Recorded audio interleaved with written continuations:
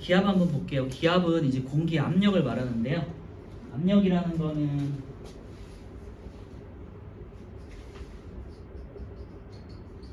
누르는 힘이잖아요. 누르는 힘. 이거를 이제 식으로 써보면은 단위 면적당, 어떤 특정 단위 면적당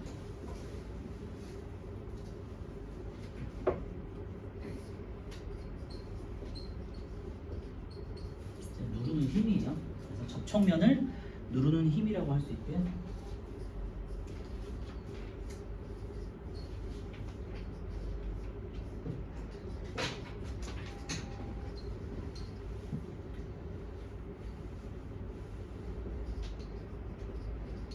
힘은 단위가 이제 뉴턴이죠. 그래서 뉴턴이고 면적은 이제 제곱미터. 잘 알겠지만 그래서 더 제곱이 되겠고, 이 압력에 대한 일반적으로 이렇게 힘으로 이렇게 누를 때 압력을 우리는 단위 면적당 누르는 힘이라고 정의를 하고, 단위는 미터 제곱인데 기압은 공기 압력이에요. 공기가 누르는 힘이고요. 공기가 단위 면적을 우리는 1제곱미터라고 하고, 기본적으로 그냥 1m, 1제곱미터를 기본으로 해서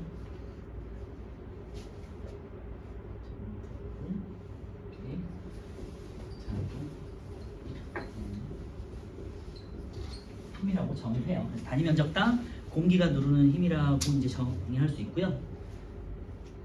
공기는 당연히 뭐 때문에 이렇게 밑으로 아래로 누르게 되느냐? 중력에 의해서겠죠. 중력에 의해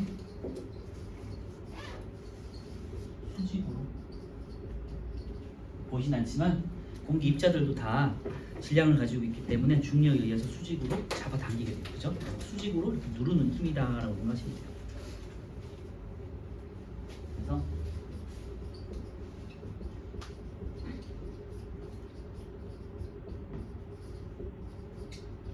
당연한 얘기겠지만 지표면에 가까울수록 공기는 중력이 센 곳이니까 기압이 세다고 할 수 있고요. 공기가 누르는 게 더 셀 거고요.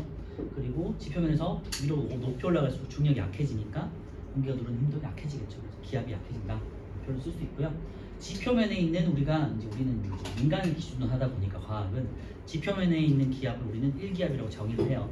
대기압을 1기압으로 정의하는 거고, 1기압을 기준으로 우리가 우주로 갈수록 점점점 기압은 낮아지겠죠. 그렇게 해서 생각하시면 되고, 그래서 지표면은 1기압이고 이제 공기가 굉장히 많다. 그리고 대부분의 공기들이 모여 있다라고 생각하시면 되고요.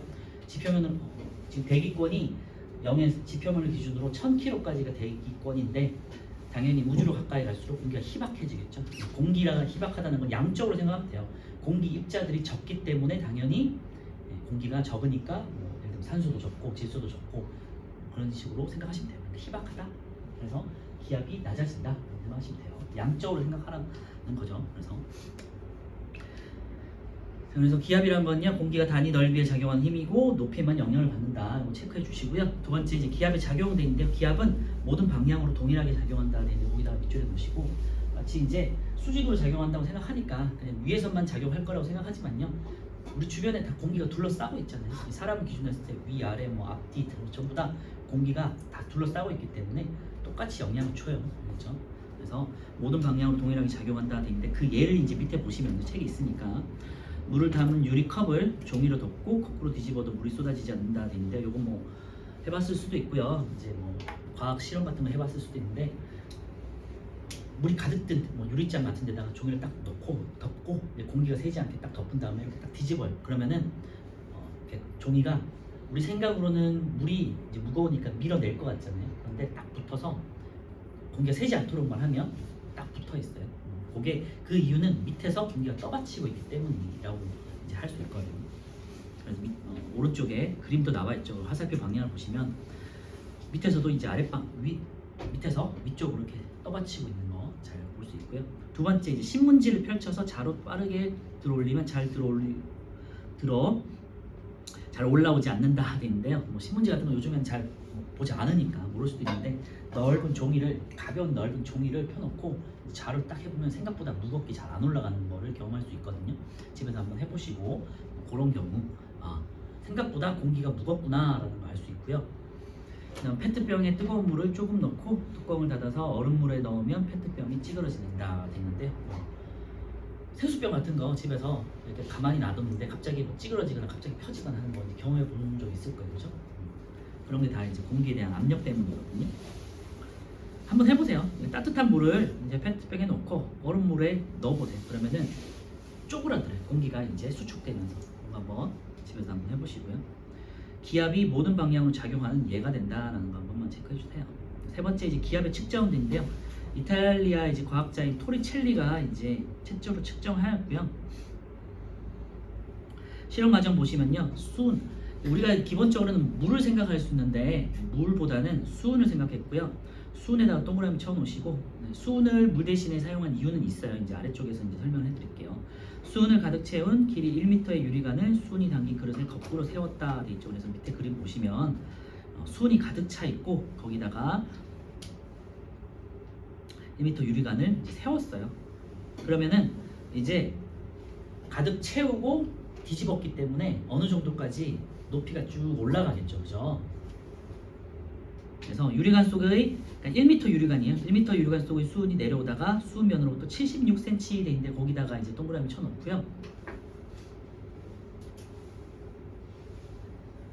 그 이유는 이제 수은 기둥이 누르는 압력과 수은면에 작용하는 기압이 이제 같아졌기 때문이다 돼 있는데요.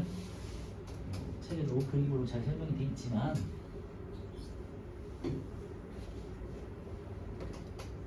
기본적으로는 머릿속에는 물을 통에다가 집어넣고 뒤집었다라고 생각해놓고 생각을 해도 돼요. 근데 물을 사용하지 않는 이유는 이제 이따가 말씀드릴 거고 그런 경험은 많을 테니까 물 같은 거를 어떤 관에다가 집어넣고 뒤집었어요.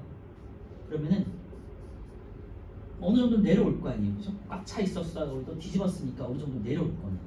그 이유는 공기가 주변에서 이렇게 밀어서 누르는 힘하고 수은이 이렇게 떠받치는 힘하고 평형을 이루기 때문에 평형을 이룬 전까지만 이렇게 물 기둥이 수은 기둥이 올라간다는 거거든요. 이게 이제 76cm가 되는 거고요. 그래서 수은 기둥이 76cm 올라가는 거를 기준으로 이제 일기압으로 삼아요. 그리고 여기가 참고를 해주시고 여기가 이제 진공 상태라는 거. 왜냐면 수은을 가득 담은 상태에서 뒤집었잖아. 그러니까 공기가 없었겠죠. 그래서 여기가 진공 상태고요. 여기를 우리가 이제 토리첼리의 진공이라고도 해요. 토리첼리가 처음으로 실험했던 거고 그때 나왔던 진공이기 때문에 기념해서 토리첼리의 진공이라고 하거든요. 수은 기둥을 가득 채우고 뒤집었을 때 나오는 진공. 그 정도만 생각하시고 어쨌건 여기는 진공 상태다라는 것만 그냥 실험적으로만 체크해 주시고요. 그래서 밑에 보시면요, 수은 기둥이 누르는 압력 돼 있는데요, 76cm에 대한 압력이고요. 수은면에 작용하는 기압이고 수은 기둥을 떠받치는 압력이다. 그래서 거기다가 밑줄에 넣으세요. 수은 기둥이 누르는 압력은 수은면에 작용하는 기압과 같은 것이고요. 수은 기둥을 떠받치는 압력과 같다라는 거예요.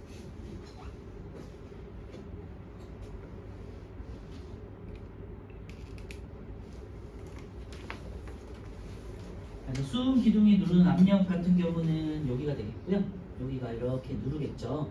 이 압력하고 그 다음에 수은면에 작용하는 기압은 이제 공기, 기둥 주변에 있는 공기 덩어리인 거잖아, 그죠? 그래서 여기가 B가 되겠고 책에도 잘 돼 있지만 그 다음에 이제 수은면이 떠받치고 있는 힘이 같을 때 같은 지점에서 이제 멈추는 거거든요. 이 지점이 76cm라는 거고요. 항상 76cm예요. 지표면에서 실험을 했을 때는. 그래서 변화가 없다. 수은 기둥 76cm의 높이를 우리는 대기압, 일기압이라고 정의한다라고 생각하시면 되고요. 밑에 보시면요, 수은 기둥의 높이 돼 있는데 거기다 별표 쳐 놓으시고 조건을 이제 달리해 본 거예요.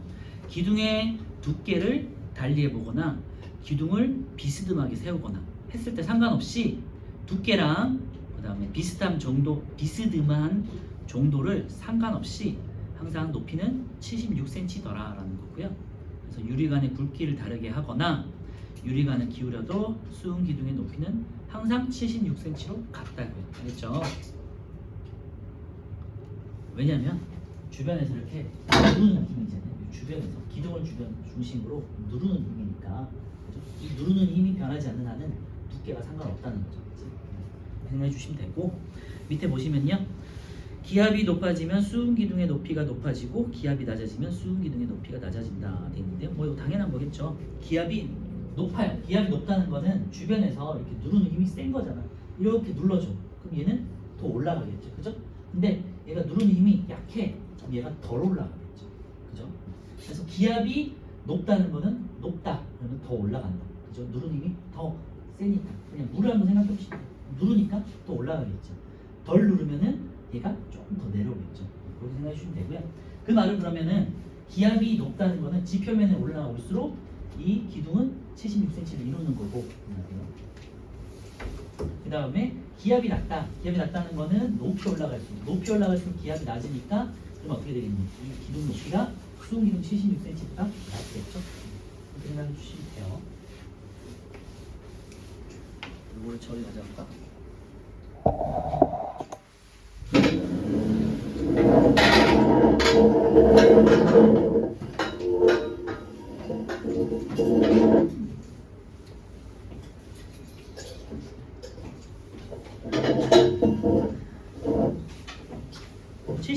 하고 있고요. 그래서 수은 기둥이 항상 1기압에서는 1기압을 우리가 대기압이라고 하고요. 76cm만큼만 올라간다. 요거를 우리가 이제 1기압으로 정해요. 그래서 요거를 1기압은 토리첼리가 정의한 거는 수은 기둥 76cm를 기준으로 하고요. 수은의 혹시 원작 번호 아시는 분 HG가 되겠고요. 그래서 76cm HG 혹은 요거를 이제 밀리미터로 하면은 공기라는 건 굉장히 예민한 존재잖아요, 그렇지? 그래서 이제 보통 센치로 쓰기도 하고 밀리미터로 쓰기도 해요. 그래서 이렇게 조건이 되겠고요. 그래서 이 76이라는 숫자 혹은 760이라는 숫자 잘 기억해 두세요. 그리고 여기 HG가 항상 있어야 돼. 수은 기둥이라는 뜻이기 때문에. 그게 이제 4번이고요. 기압의 단위는 그래서 기압 혹은 이제 헥토파스칼이라고 있고요. 그 다음에 센티미터 HG라고 하는데 우리는 이제 요거 정도 1기압은 76cm HG다 정도만 기억하시면 되고 HG는 말씀드렸지만 수은이다.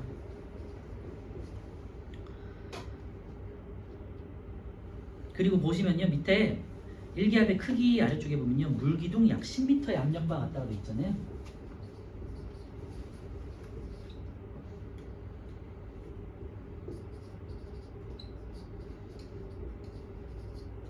물 대신에 수은을 쓰는 이유는 수은이 밀도가 굉장히 크거든요. 그래서 수은의 밀도가 13.6이래요. 수은의 밀도 13.6.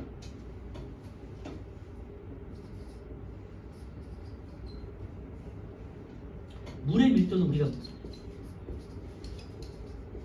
1로 정의를 하거든요. 1세제곱센티미터당 1g 을 기준으로 돼. 밀도라는 거는 참고로 부피분의 질량이고요. 단순하게 질량만 따지는 거는 그냥 우리가 질량이나 무게만 따질 때는 중력이 무게 같은 경우는 중력이 작용하는 힘만 따지는 거잖아요. 그런데 그러면은 비교를 할 수가 없어 물질들마다. 그래서 단위 부피당 질량을 따질 때 물질들마다 차이가 나잖아요. 그래서 물을 이제 1로 기준으로 삼는 거고. 그래서 보시면 단위 부피당 질량이 물은 1인데 수은은 13.6이야. 거의 13배가 되잖아요. 그러니까 쉽게 말하면 물보다 수은이 굉장히 무겁다 정도로 생각하시면 돼요. 밀도가 크다는 거는 그러니까 무거운 애야. 그러니까 만약에 물을 가지고 실험을 하면 어떻게 되겠니? 누르는 힘이 쫙 하면은 물이 잘 아시겠지만 물의 성질 알겠지만요. 딱 누르면 팍 튀어서 팍 올라가잖아요. 그치? 네, 그래서 같은 조건을 했을 때 물기둥은 약 10m까지 올라가야 된다는 거예요. 현실적으로 실험하기가 어렵죠. 그래서 이 사람이 주변에 있는 액체 성분을 가지고 물론 이제 수은은 금속이지만 액체 성분이에요. 우리가 아직 뭐 만져보거나 본 적은 잘 없죠. 그래서 주변에 있는 뭐 액체 성분의 물질을 찾던 중에 수은이 굉장히 무겁다, 밀도가 크다는 걸 이제 알게 된 거지. 그래서 물기둥 말고 수은을 가지고 실험을 해보자. 그러면은 기둥 자체가 좀 덜 올라가겠지. 라고 해서 수은을 가지고 실험을 한 거예요. 그렇죠? 그래서 아마 76에서 한 13이나 14 정도를 곱하면 이게 10m 정도가 나올 거예요. 참고해보세요. 정확하게는 한 1013 정도 되지 않을까 싶어요.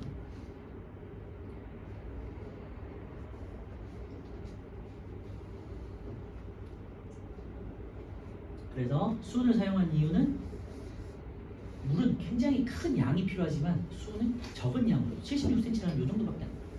1m 요 정도 되잖아요, 그죠? 적은 양으로 사용할 수 있기 때문에 실험에 썼던 거고요.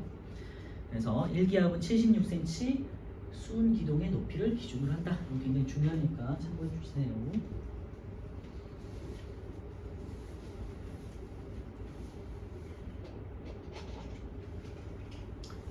그리고 그냥 이제 별 외로 이제 토리첼리의 이름을 따가지고요. 이거를 1토르라는 거 안 써도 돼요. 영도시에서의 영도시를 기준으로 했을 때 일기압을 1토르라고도 이제 표현을 하긴 하는데 안 써도 되니까 이런 게 있구나 정도만 생각하시면 되고요. 책에 이제 헥토파스칼이 있으니까 제가 헥토파스칼 한번 원진만 적어드릴게요. 헥토파스칼 기준으로는 1013인데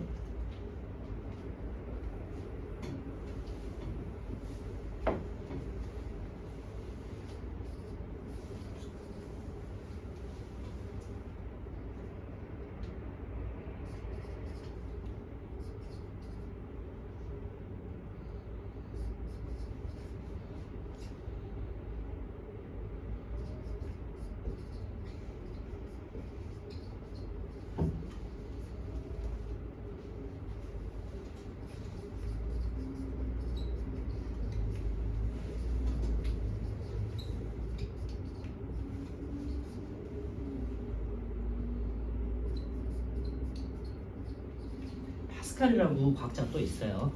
그래서 보통 여러분들 이제 어느 정도 뭐 느낌이 있으시겠지만 과학 같은 경우는 단이라든지 이런 것들이 대부분 과학자들의 이름 따는 경우가 많거든요.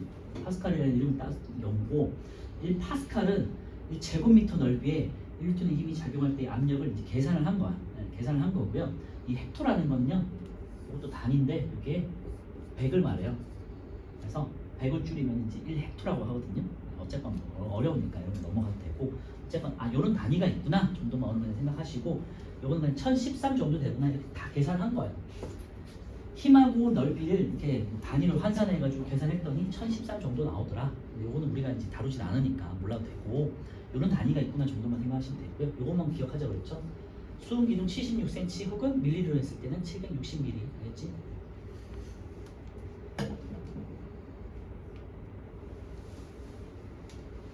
자, 밑에 이제 5번 기압의 변화 보시면요, 제가 아까 말씀드렸던 요거는 파스칼이 실험을 한 거고요. 이 파스칼이라는 사람이 토리첼리의 수은 기둥을 가지고 이제 산을 올라간 거야. 이제 유럽 사람들이잖아요. 이 사람들이 뭐 프랑스나 뭐 이쪽 사람들이잖아요. 이탈리아 사람이고, 파스칼도 이탈리아 사람이니까 거기 보시면은 뭐 알프 산맥이라든지 조금 높은 산들이 많잖아요. 그래서 그때 이걸 어떻게 된 건지 잘 모르겠지만 이 수은 기둥을 가지고 높이 산으로 올라가 본 거야. 그래서 이 높이를 실제로 한번 재본 거예요, 파스칼이라는 사람이. 그래서 그 파스칼의 실험을 바탕으로 한 거고요. 결론만 말씀드리면, 일단은 수은 기압계를 이용해서 높이 올라갈수록 아까 말씀드렸지만 어떻게 되겠니? 기둥이 높아질까 낮아질까? 누르는 힘이 작으니까, 이게 누르는 힘이 작으니까 기둥은 낮아지겠죠. 그죠? 그래서 지표면에 올수록 누르는 힘이 강해지니까 더 많이 올라갈 거고, 높이 올라갈수록 누르는 힘이 약하니까 얘가 덜 올라가겠죠. 그래서 결론은 높이 올라갈수록 수은 기둥의 높이가 낮아지더라 라는 거예요. 그래서 밑에 이제 1번 보시면요, 그게 이제 결론인데, 높이 올라갈수록 급격히 낮아지더라. 뭐가? 수은 기둥이. 알겠죠? 수은 기둥이 수은 기둥의 높이가 낮다라는 건요, 기압이 낮다는 소리가 되겠어요. 거기다 밑줄에 놓으시고요. 그 이유는 아까 말씀드리기도 했는데, 높이 올라갈수록 중력이 약해지기 때문에 공기 입자들이 적겠지. 그러니까 단순하게 공기 양이 적기 때문에, 알겠죠? 희박하기 때문에예요.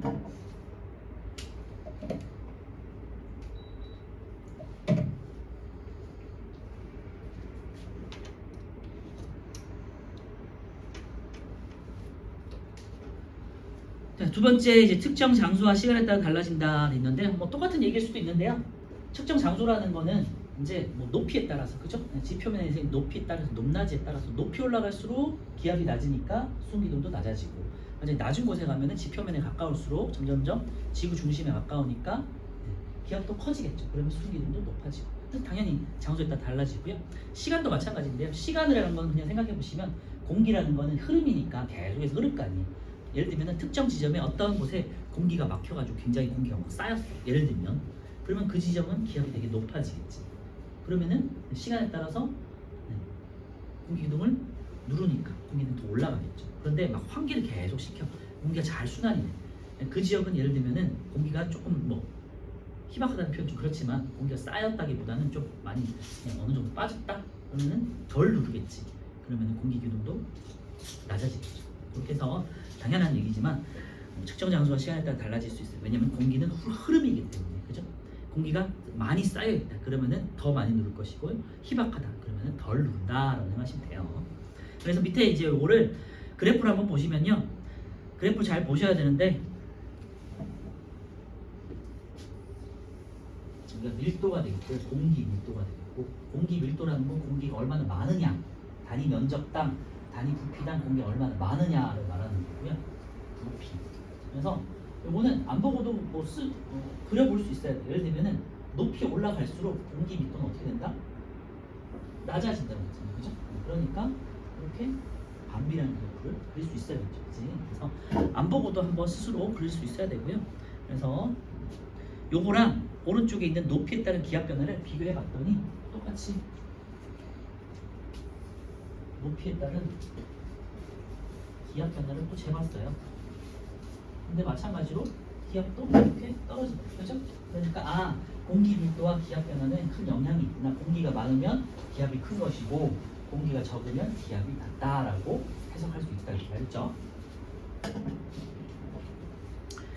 그래서 높이에 따른 기압 변화 그 위에 있는 글을 보시면요, 높이 올라갈수록 기압이 급격히 낮아지더라. 거기다 이제 밑줄에 놓고요.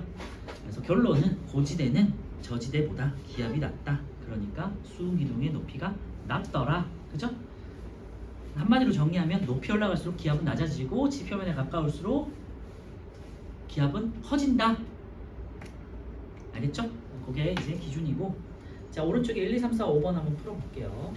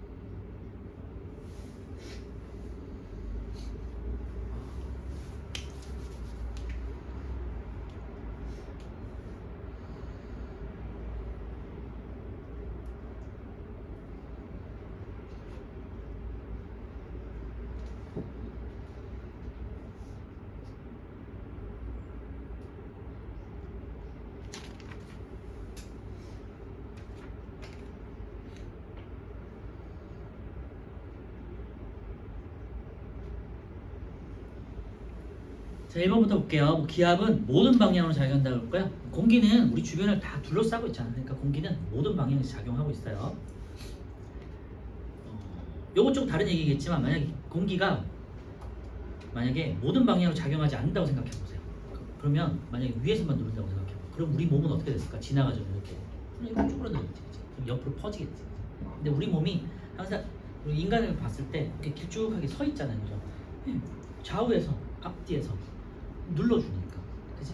보이진 않지만 기압이 작용하고 있기 때문에 거기에 맞춰서 생물들이 진화를 한 거라고 생각하시면 돼요. 그래서 기압은 모든 방향으로 작용하고요. 그 이유는 공기가 우리 주변을 둘러싸고 있기 때문이다. 자, 2번. 일상생활에서 사람이 기압을 느끼지 못하는 까닭은요. 적응했기 때문이에요. 그래서 사람의 몸속에서 외부로 기압과 같은 크기 압력이 작용하기 때문인데요. 우리 몸에도 다 구멍들이 다 있잖아. 그치? 그리고 우리 여기 얼굴 쪽에 두개골 쪽에 유스타키오 관이라고 해가지고 기압을 맞추는 관이 또 있어. 여기 기로 연결돼가지고. 그래서 우리는 아직은 배우진 않았지만 그래서 기압을 맞추는 게 진화적으로 적응을 해서 진화를 했어요. 우리 몸에. 기관들도 따로 있어요. 그래서 여러분들 뭐 비행기 같은 거 타시면은 이렇게 멍해지기도 하잖아요. 높은 산에 가거나 하면 멍해지잖아요. 그래서 입을 열면은 이제 멍한 게 뻥 뚫리기도 하거든요. 그 이유가 이제 유스타키오관이라는 곳을 통해서 공기가 들어가면서 이제 기압 맞춰주는 거거든요. 그런 것도 있으니까 그건 참고만 하시고, 어쨌건 몸속에 있는 내부 기압과 외부 기압이 같은 크기로 작용하기 때문이다. 알겠죠? 이번 수은 기둥이 내려오다가 멈추었을 때 수은 기둥이 누르는 압력은 기압과 같은 지점에서 멈춘다. 그죠? 1번 같다. 2번 1기압에서는 76cm Hg. 그래서 결론은 1기압은 76cm Hg, 760mm Hg. 그 다음에 물기둥 10m의 압력. 이거 외우시면 돼요. 3번 가는 공기로 채워져 있지 않다 돼 있는데 아까 말씀드렸지만 이거는 진공이에요. 왜냐하면 수은을 가득 채운 다음에 뒤집었잖아. 그러니까 공기가 들 틈이 없죠. 그러니까 진공 상태고요. 이 진공의 이름을 우리는 토리첼리의 진공이라는 이름으로 기념을 한다고 그랬죠. 4번 굵기가 더 굵은 유리관을 사용해도요. 어차피 밖에서 누르는 거니까 얇든지 두껍든지 수은 기둥이 올라가는 높이는 일정하다 그랬죠. 비스듬히 세워도 마찬가지고요. 5번 유리관을 기울였어요. 마찬가지로 변함 없다 그랬었고요. 6번 수은 대신 물로 실험한다면 물기둥의 높이는 수은 기둥의 높이보다 높아지고 10m까지 올라갈 거라고 그랬죠. 그죠? 그러니까 물이라는 건 우리가 잘 알겠지만 많이 생각해보니까 확 누르면 확 올라가잖아요. 확 튀는 거죠. 3번 채울 수 있으면 되고요. 1기압은 76cm 수은기둥, 그 다음에 수은기둥 760mm. 여러분들은 헥토파스칼은 안 외워두셔도 되지만 1013이다. 이거는 계산한 값이라고 생각하시면 되고요. 여러 가지 단위들을 환산해서. 그 다음에 물기둥은 기억해두세요. 10m 정도 된다. 그리고요. 이제 참고로 공기기둥 약 1000kg의 압력이라고 되어 있는데요. 제가 이제 아까도 잠깐 언급드렸지만 대기권의 높이가 1000kg예요. 그래서 지표에서 우주까지의 높이가 1000kg다. 알겠죠? 그 누르는 압력을 우리는 이제 1기압이라고 한다고요. 4번 지표면과 높은 산 정상에서의 공기의 양과 밀도와 기압, 수은기둥 높이를 나타내고요. 공기의 양은 지표면이 크겠지. 공기 밀도도 지표면이 크겠지. 기압도 지표면이 커요. 그러면 수은기둥의 높이도 당연히 커요. 다 왼쪽. 정리하면 공기의 양이 많으면 기압이 높고 기압이 높으면 물기둥도 더 많이 높아진다. 그죠? 자, 5번 공기가 단위 넓이에 작용하는 힘을 기압 또는 대기압이라고 한다 그랬죠. 기압은 항상 아랫방향으로만 작용하지 않고 모든 방향으로 작용한다 그랬으니까 X. 지표면에서 높이 올라갈수록 기압은 낮아진다고요. 공기가 적어지니까. 측정하는 시간과 장소에 따라서 기압은 달라지죠. 당연하게 공기양이 계속해서 바뀌기 때문에. 자, 넘겨주시고요. 조금 졸리긴 하지만 조금 요 페이지까지만 하고 쉴게요. 바람이라는 거는 이제 공기의 흐름이고요. 이제 우리가 앞에서 이제 기압을 배운 이유는 기압은 공기의 어느 정도의 밀도라고 생각할 수 있잖아요. 공기가 단위 면적당 어느 정도 분포하고 있는 데나 그러니까 어떤 지역 공기가 많아, 어떤 지역 공기가 적어. 공기가 많은 지역, 상대적으로 많은 것을 고기압이라고 하고요. 상대적으로 공기가 적은 것을 저기압이라고 해요. 순간적으로. 공기는 계속해서 흐르는 거니까. 어떤 지역에 특별하게 공기가 많아, 고기압. 특별하게 공기가 적어, 저기압이에요. 그래서 그냥 일반적으로 양적으로 생각하시면 돼요. 양이라는 거는 많은 곳에서 적은 곳으로 흘러갈 거 아니에요. 그치? 그래서 바람이라는 건요. 공기가 많은 쪽에서 공기가 적은 쪽으로 흘러가는 거예요. 그래서 공기가 많은 쪽 고기압, 공기가 적은 쪽 저기압이라고 합니다. 알겠죠? 그래서 바람은 공기의 흐름인데요. 어떻게 흐르느냐? 높은 곳에서 공기가 많은 곳에서 공기가 적은 곳, 그러니까 이제 기압으로 바꾸면 기압이 높은 곳에서 기압이 낮은 곳으로 흐른다고 할 수 있겠죠.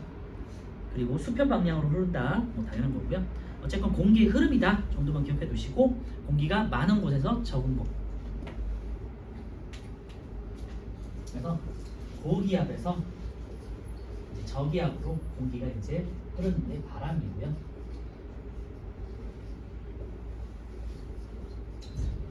고기압이라면 기압이 높다는 소리고 공기가 많다는 소리예요. 밀도라고 쓸게요. 저기압은 기압이 낮다는 의미고요. 공기 밀도가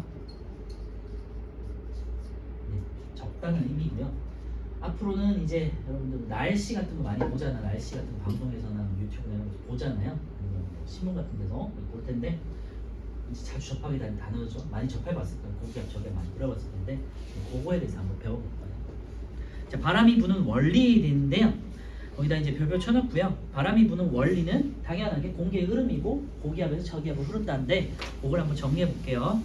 지표면의 가열과 냉각에 따른 온도 차이다. 거기다 이제 밑줄에 놓으시고요. 이거는 절대적인 게 아니라 상대적인 거예요. 그래서 뭐 온도가 뭐 20몇 도씨 이런 의미가 아니라 같은 지역에서 같은 지역이지만 요 바로 옆에는 상대적으로 기온이 조금 더 높아. 상대적으로 기온이 조금 더 낮아.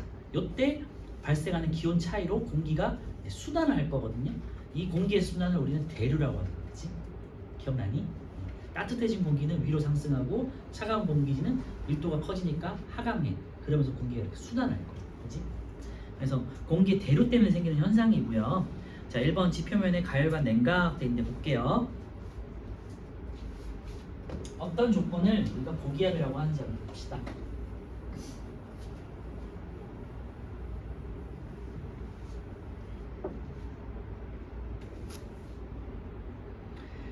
그래서 지금 보시면요. 여기는 지금 고기압, 저기압까지는 가볍게 밑에 이제 괄호를 쳐서 표시를 하는데요. 이게 확장이 되면은 어디 가서 뭐냐면 84페이지에 또 나오거든요. 그래서 이제 우리 날씨에서 큰 의미에서의 고기압, 저기압을 또 한번 배우긴 할 거예요. 같은 거예요, 그런데. 그래서 우리는 일단은 기본적인 바람이 부는 원리에서 지표면의 가열과 냉각 한번 봅시다. 자, 가열이 됐어요. 공기가 가열이 돼. 공기가 가열되면은 공기가 따뜻해지니까 부피가 팽창하면서 상승을 해요. 그죠? 네, 밀도가 작아진다고 하고요. 이렇게 가열을 했어요. 그러면은 공기가 팽창하면서 상승한다. 그치? 그래서 상승이. 그러면 어떻게 되니? 공기가 상승을, 요 지점 같은 경우는요, 여기가 이 지점에서는 공기가 상승을 했어요. 그럼 요 아랫부분하고 지표면과 공기 상층부를 비교했을 때 공기가 어디가 많아지겠니? 위쪽이 많아지지, 그치? 밑에 있던 공기가 가열에서 상승해서 올라갔어, 그죠? 근데 여기는 공기가 부족해지겠죠? 공기가 여기가 많아져. 그리고 A라는 지점은요, 자, 같은 지역인데 상대적인 거야. 여기가 살짝 조금 더 온도가 살짝 올라가서 공기가 순환을 해서 올라간 거야. 여기는 상대적으로 차가운 거야. 그러니까 냉각이라는 게 뭐 영하 몇 도 아니면은 굉장히 차가운 적 이런 건 아니고요. 상대적으로 B보다 A가 온도가 조금 더 낮은 거예요. 그렇죠? 그럼 여기를 이제 우리 냉각이라고 표현해요. 아니면 기온 하강.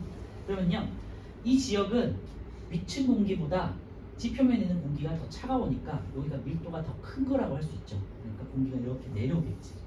그죠? 그러면은 A 지점은 위층이 더 공기가 많니? 아래쪽이 더 공기가 많니? 지표면에 공기가 더 많아지겠죠. 그죠? 여기가 공기가 더 많은 거예요. 자, 그러면은 이제 A하고 B를 봤어. 우리는 지표면을 인간을 기준으로 하는 거니까 지표면을 기준으로 하는 거. 우리 새가 아니니까. A는 공기 덩어리가 많아졌지. 지표면. 여기를 고기압이라고. 그리고 B는 지표면에 공기 양이 적죠. 상대적으로. 그러니까 여기를 저기압. 그렇죠? 공기는 어떻게 흐르니? 고에서 초로. 아니, 공기가 많으니까 얘가 어디로 가겠니? 위에서는 이렇게 공기가 누르고 있고 계속해서 밑으로 내려고 누르고 있고 얘는 퍼져야 될 거 아니야. 그치? 그러니까 좌우로 이렇게 퍼지겠죠. 그래서 이렇게 특히 좌우로 퍼지는데 이쪽이 공기가 좀 적어. 이쪽이 많이 흐르겠지. 공기. 이게 바람. 그렇죠? 바람. 고기압에서 저기압으로 흐르고요. 위층 공기는 어떻게 되겠니? 이렇게 순환을 하겠죠. 그렇죠? 그래서 공기가 특정 지역에서 이렇게 순환하는 거예요. 그래서 공기가 상대적으로 밑으로 내려와가지고 무거워서 내려와가지고 쌓이는 부분은 고기야. 네. 공기가 가열돼가지고 가벼워서 상승했어. 이 지역은 저기야. 알겠죠? 이게 이제 확장이 되면 날씨로 가면요. 이제 이게 이제 저기압에서는 상승을 하니까 우리 상승 조건에서는 뭐가 생기니? 기억나니? 아까 전 제일 앞에서 구름이 생기죠.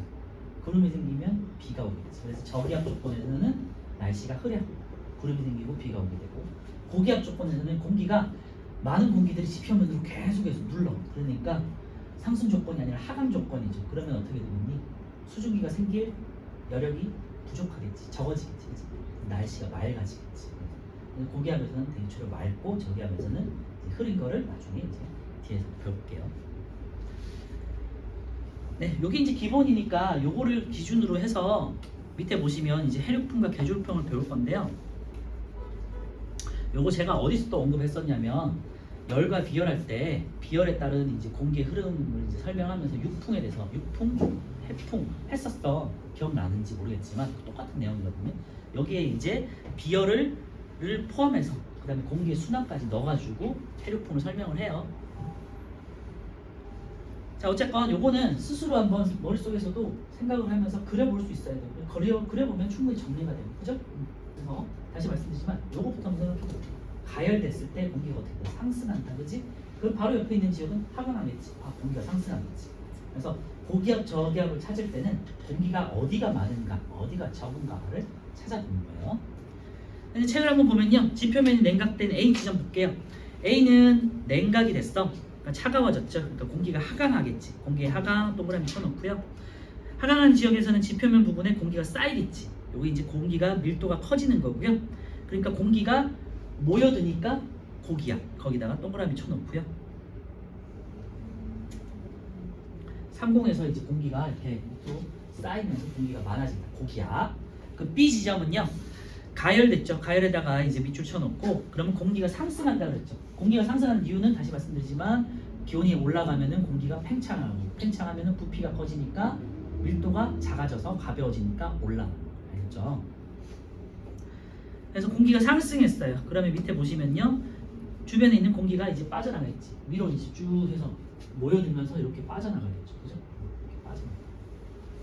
그래서 뭐다? 저기압. 저기압에다 동그라미 쳐놓으시면 돼요. 그래서 냉각된 지역은 이제 공기가 하강하니까 고기압, 가열된 지점은 상승하니까 저기압. 알겠죠? 요거를 잘 생각해 놓으셔야 돼요. 요거는 뭐 외운다기보다는요, 아까 말씀드렸지만 스스로 한번 생각해 보실 수 있는 부분이에요. 자, 바람의 방향을 보시면요. 자, 어디로 바람을 분다? 고기압에서 저기압. 그러니까 A에서 B로 바람이 불겠죠, 당연히. 그리고 바람의 세기 있는데요. 바람의 세기는요, 양이 많은 곳에서 적은 곳으로 가는 게 공기 흐름이잖아요. 그러니까 공기가 많은 것과 적은 것을 비교했을 때 많은 게 더 많이 흘러가겠죠. 그치? 위에서 계속 누르고 있으니까 더 많은 양이 풍선에서 바람까지. 풍선이 큰 풍선하고 조그만 풍선을 비교했을 때 큰 풍선을 누르면 더 많은 바람이 나가는 건 당연한 거죠. 그죠? 그렇죠? 그래서 공기 양이 그만큼 많은 거예요. 그래서 이거를 기압 차이라고 하는 거예요. 그래서 기압 차이가 클수록 바람이 강하다. 기압 차이가 크다는 건요, 공기 양이 차이가 많다라는 소리가 되겠고요. 그만큼 공기 기동도 많아지기 때문이고요. 또 요거는 이제 책에는 없는데 이렇게 하나 써주시면 될 것 같아요. 기압 차이가 크다는 건요, 클수록 되는데 요 의미는 기온 차이가 크다는 의미이기도 해요. 무슨 말이냐면 가열이 한 10도 가열된 거랑 20도, 30도 해서 특별하게 이 지역에 굉장히 많이 달구어져. 그럼 어떻게 되냐? 공기가 더 많이 상승을 하겠죠. 더 많이 상승하니까 미친 공기도 더 많이 커지겠지. 그지? 그러니까 아래쪽은 더 많이 또 커지겠죠. 그러니까 더 많이 움직이겠지. 그지? 그래서 기온 차이가 크면 클수록 기압 차이도 커진다. 공기 양 차이도 커진다. 그렇죠? 이런 건 시험에 나오진 않겠지만. 네, 요걸 바탕으로 우리 6번, 7번 한번 풀어보고요. 해류풍, 계절풍, 계절풍 똑같은 거니까 한번 정리해 볼게요.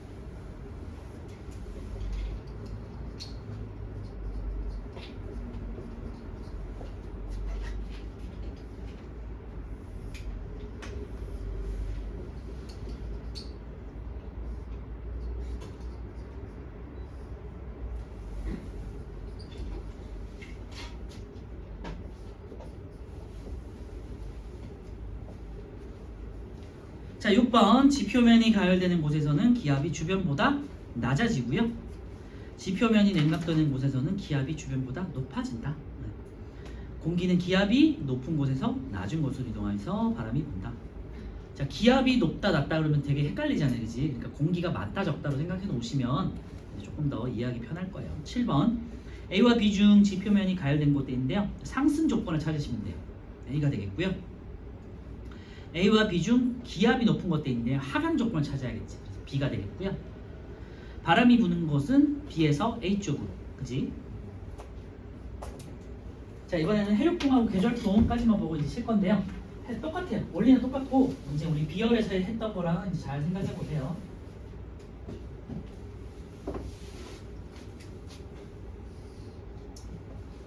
자, 육지는 땀이잖아요. 모래야. 바다는 물이잖아요. 육지는 모래, 바다는 물이고요. 우리 그냥 해수욕장에 여름에 놀러 갔을 때 생각해 보세요. 지금 한낮에 모래하고 바다를 비교했을 때 어디가 더 뜨겁니? 당연히 백사장, 모래사장이 더 뜨겁죠. 훨씬 뜨겁잖아요. 발이 데일 것 같잖아요. 그죠? 그 이유는 모래가 물보다 비열이 낮아서예요. 그래서 빨리 가열된다는 거예요. 물은 천천히 기울어요. 물을 비열을 1로 한다면 모래가 한 0.5 정도나 0.2 정도 굉장히 빨리 가열된단 말이에요. 그래서 얘가 더 많이 가열이 돼요. 한낮에. 그럼 어떻게 되냐? 공기가 상승을 하겠죠. 이쪽으로. 여기는 상대적으로 차가우니까 하강하겠죠. 그죠? 그러니까 공기는 이렇게 이제 흐르겠지. 여기가 이제 많은 거니까 이렇게 흐르겠죠. 그래서 바닷가에서 바람은 낮에는 바다에서 육지 쪽으로 분다. 그래서 바다 해자를 써서 해풍이라고. 해풍. 그리고 여름에 한번 놀러 왔을 때 생각해 보시면요. 사실은 뭐 여름에는 그렇게 차이가 안 나겠지만 어쨌건 모래하고 밤이야. 밤 물을 기준으로 했을 때 어디가 빨리 식을까요? 여러분도 어려가지고 들어가 보진 않았겠지만 한여름에 바다를 들어가도 따뜻해요. 상대적으로 굉장히 또 뜨끈하거든요. 근데 모래는 빨리 식어 생각보다. 그래서 여기가 그러니까 뜨겁다는 의미가 아니고 상대적으로 따뜻하다는 거예요. 그치? 여기가 가열돼. 여기는 상대적으로 차가워. 그래서 공기는 여기가 더 많으니까 이렇게 흐를 거야. 이렇게 이제 순환을 하겠죠. 밤에. 그래서 밤에는 육지에서 바다 쪽으로 바람이 분다 해서 육풍. 그래서 둘 중에 하나만 외워두시면 뭐 반대는 거니까 찾으면 되겠지. 그래서 바닷가에서 낮에는 해풍이 부는 이유가 육지가 빨리 가열되고 그 이유는 비열이 모래가 물보다 작기 때문이에요. 그죠? 아니면 물이 모래보다 비열이 크기 때문이에요. 그죠? 그래서 요거를 이제 우리가 계절로 확장하는 거예요. 한반도로 확장해 볼게요.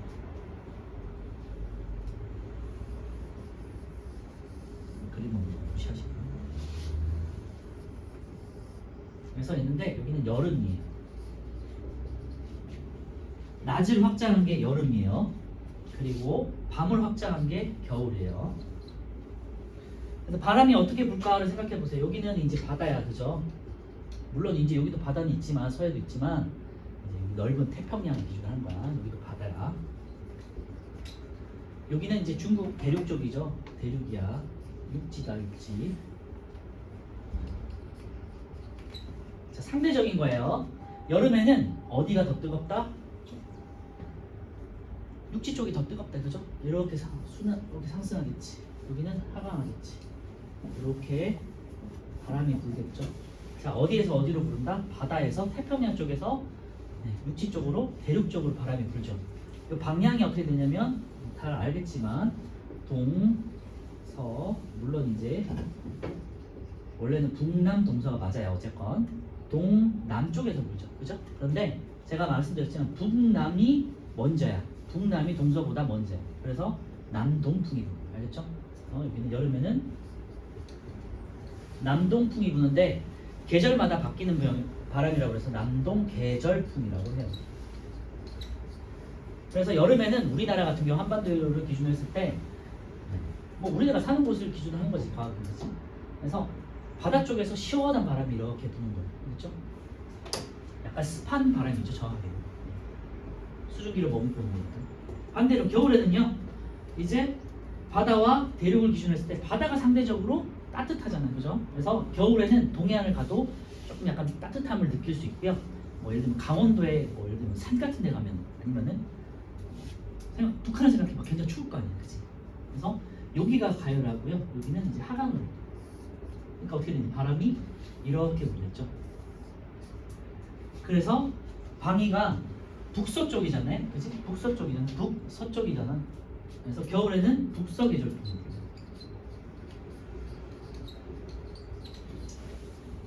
겨울에 부는 계절풍을 우리는 북서풍이라고 합니다. 북서 계절풍이고요.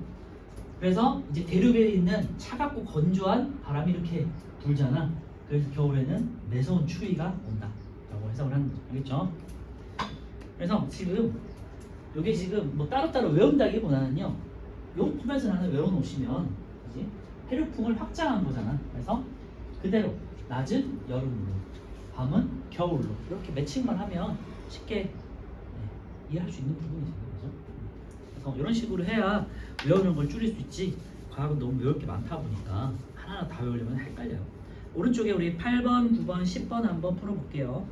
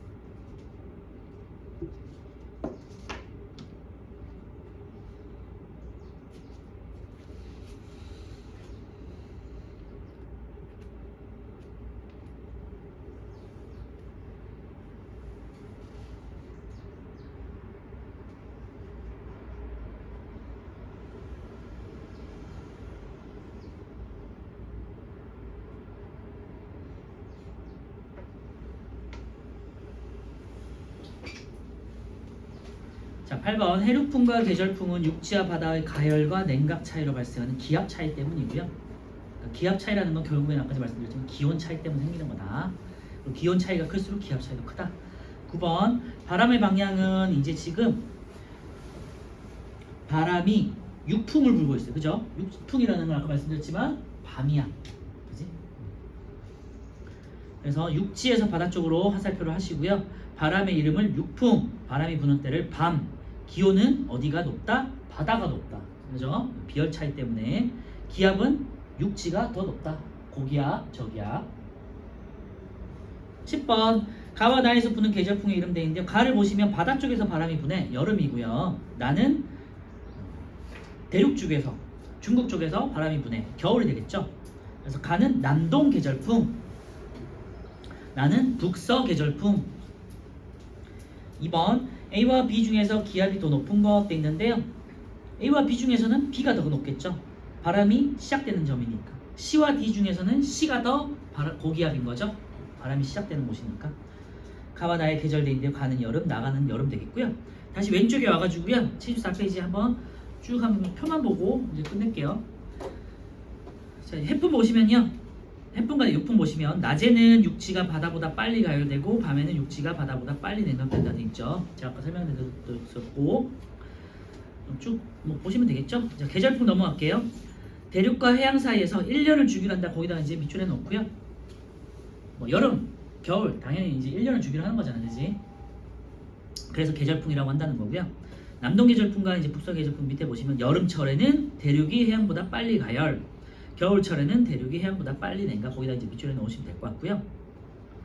그래서 이제 그림에다가 요거를 한번 써놓으세요. 여름에는 바다 쪽을 고기압, 그리고 대륙 쪽은 저기압 이렇게 써놓으세요. 그리고 여기는 고, 저라고 써놓으시면 아, 고에서 저로 바람이 흐르는 거다 알 수 있을 거고요. 남동 계절풍은 여름철이고 뭐 이런 뭐 지표면의 기온이라든지 기압이라든지 이런 거는 뭐 참고하시면 되고 바람의 방향만 볼게요. 해양에서 대륙으로 불고 밑에다가 날씨가 바다 쪽에서 뜨거운 바람이 이렇게 부는 거잖아. 그래서 무덥고 습하다 써놓으세요. 습한 날씨 뒤에 가면 또 하긴 할 텐데. 그래서 여름에는 우리나라가 특징이 굉장히 덥고 습해, 그지? 점점점 더 기온이 더 높아지고 있기 때문에 우리나라가 더 습해지고 있고 열대성 기후가 되고 있고요. 겨울 같은 경우는 차갑고 건조한 바람이 이렇게 내려오잖아요. 그래서 춥고 건조한 날씨 겨울에는.